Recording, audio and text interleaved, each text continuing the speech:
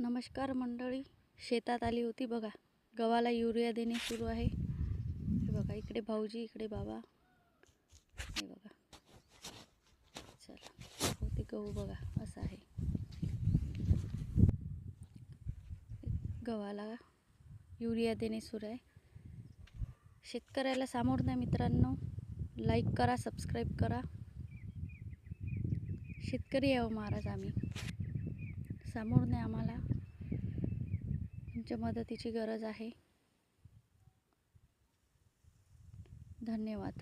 असेच व्हिडिओ बघत राहा आणि सबस्क्राईब करा.